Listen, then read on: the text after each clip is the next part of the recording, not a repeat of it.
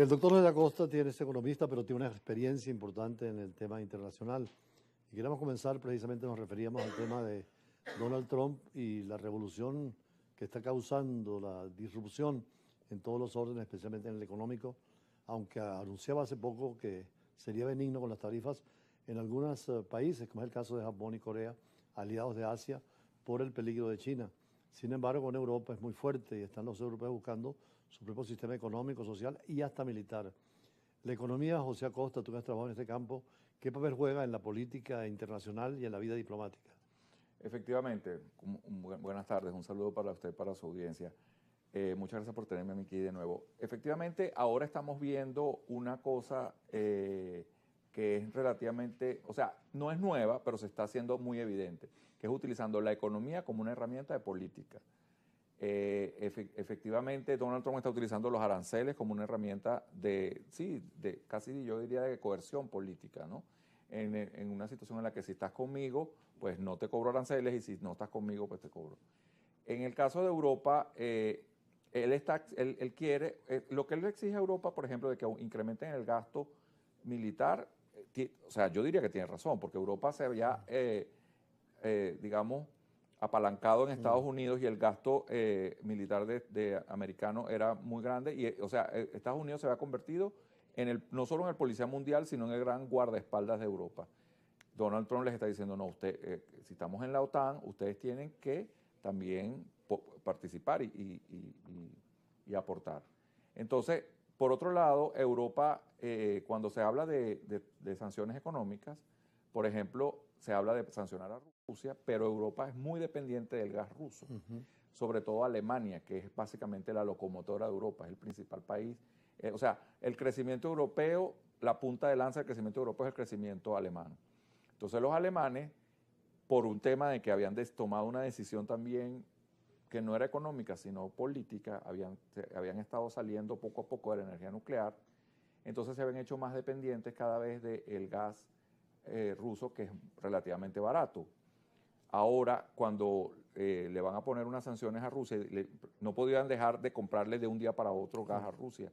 Y entonces ellos están entre la espada y la pared, entre que Estados Unidos no lo sancione, pero tampoco pueden, digamos, cortar relaciones con Rusia. De hecho, ahorita en este momento esa decisión, si eres pro Rusia o no, está en el debate y está ganando elecciones y perdiendo elecciones. No, y de hecho, como tú decías, la economía maneja el sistema mundial, hay las fuerzas de China y su economía creciente, Rusia, que todavía tiene su economía fuerte, y tú lo decías en materia de gas y petróleo, y Estados Unidos, que sigue siendo por ahora la primera potencia, aunque un poco en declive, en un mundo complicado, donde Europa está buscando su propio perfil también, porque ya no puede depender de Estados Unidos, y teme a la amenaza rusa y además qué va a pasar con China.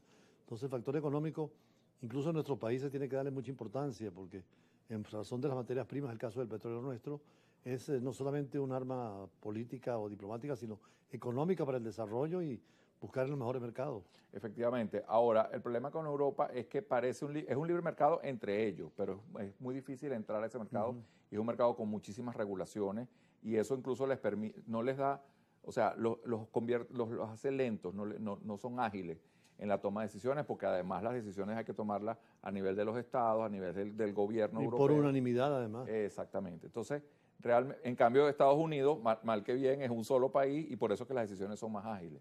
De hecho, cuando Churchill dio su discurso en la Universidad de Zúrich en 1947, 2 años después de la Segunda Guerra Mundial, hablaba a los europeos de la necesidad de crear los Estados Unidos de Europa en un solo continente, con un solo gobierno, una sola autoridad, y se inspiraba en lo que fue Filadelfia, el Congreso de Filadelfia, que unió a las provincias independientes hacia un solo Estado, que es lo que quiere América Latina en definitiva, con la integración. Bueno, de hecho, ya que usted nombra América Latina, lo paradójico no es que se haya unido a Europa, sino que nosotros, Latinoamérica, no esté más integrada, porque nosotros tenemos un idioma común, una cultura común, una religión común.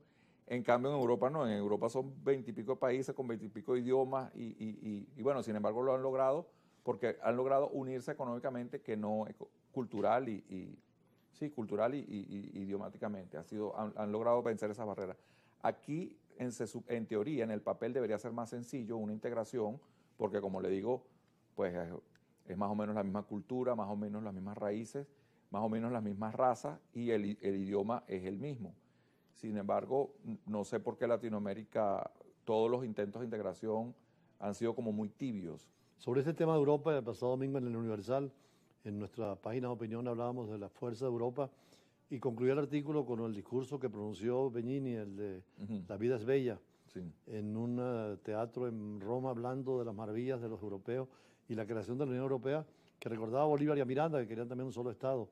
Pero bueno, si lo quieren, podemos hacerlo llegar el discurso de Bellini, traducido al español, en esa alabanza a la Unión Europea, que sigue siendo para América Latina, como tú dices, un paradigma. Vamos al corte y seguimos precisamente conversando con los temas económicos en el campo internacional con José Acosta, economista.